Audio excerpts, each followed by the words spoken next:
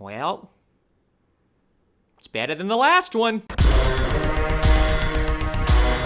What is up, Flick fans, and welcome back to my channel. I am back with another Netflix review, this time a futile and stupid gesture. So A Futile and Stupid Gesture is a biopic about a man whose name I never really paid attention to before, and that's really discredit to me because the guy really was the force behind National Lampoon that brought us a lot of hilarious magazines and so many great movies. Movies that were really kind of ahead of their time in a sense and weren't really well received in the first place. Later on down the line turned out to be fantastic comedies. Will Forte plays a younger Doug Kinney, and there are just so many talented people in this movie playing younger versions of people that we know and love, such as Bill Murray, Chevy Chase. It's so cool to see all these guys portray the other actors, even though they don't really look like them. If you guys don't follow me on Stardust, be sure to click the link in the description below. I'm doing movie reviews and trailer reactions daily. Also, a brand new movie just hit theaters this weekend. It is The Third Maze Runner. I will have a review for you guys later on today, but right now, we are focusing on a Netflix movie. One that is hopefully better than the last one. If you guys didn't see my open house review.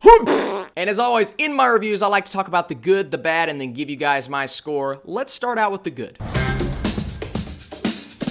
So first off, as I said, this was so interesting to see all of these actors portraying these characters, and they all did a really good job. For some reason, I think my favorite was Joel McHale playing Chevy Chase, just because they starred in Community together, and it's really cool to see him portraying him. I think that's awesome. Yeah, Will Forte did a really solid job. I don't know what to base his performance off of, but just what he gave me in the movie, and even though he doesn't look like the actual guy that much, he did a good job. Oh, but he's not the only version of Doug in this movie. There is modern Doug, played by Martin Mull, and that guy really underrated performer. He killed it in this movie. But I have no quarrels with the acting at all. This movie also does something that I think is very interesting. It takes cues from The Big Short. You guys remember that movie a couple years ago? Ryan Gosling, Steve Carell, People. I love that movie. This movie is not on the same level as that movie, but the cues and the things it took from that movie, I thought they were really good. It's also so cool to see the behind the scenes of movies like Caddyshack and Animal House. And by the way, the guy who played Rodney Dangerfield, oh my goodness, is that not Rodney Dangerfield?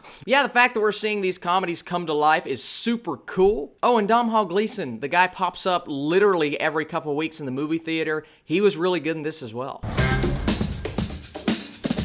Like I said, my issues with this movie are not with the actors or the characters. My issues is the way that the movie was presented to us. And I know this movie's going to have a lot of people that really enjoy it. And while I think I'm more on the side of good than bad, to me the tone was really inconsistent. At times it tries to be a full-on comedy, then it throws the emotion, then it throws the flashbacks. It just couldn't really find its footing, and it also sort of feels like a television movie, and I'm not trying to strike it in a way that makes it look like it's not made to be in a movie theater, but I'm really glad I didn't watch this movie in a movie theater because it just feels like a Netflix movie. And not that I'm saying Netflix movies are bad, because they have had great movies, but I think those great movies really go beyond what a Netflix movie should feel like, such as The Merowitz Stories and Mudbound. Those movies feel like great films. This just felt like a straight-to-TV movie at times. Other times it comes off in a great way, but that comes back to the inconsistency for me. It was also a little over the top. Some of the humor came off as a little forced, and it never really hooked me. At the end, when you're supposed to be really emotional,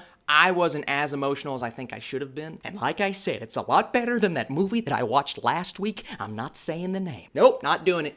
Nope. Get away from me. Nope.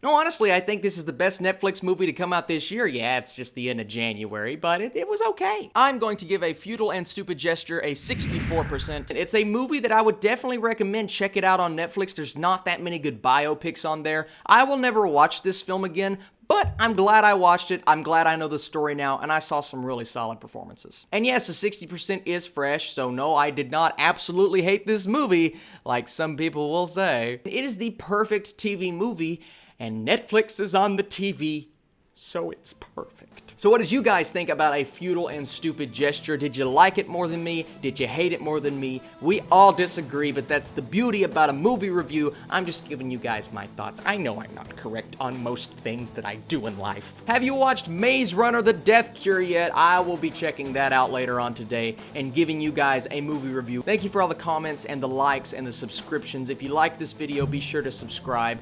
I will catch you guys later.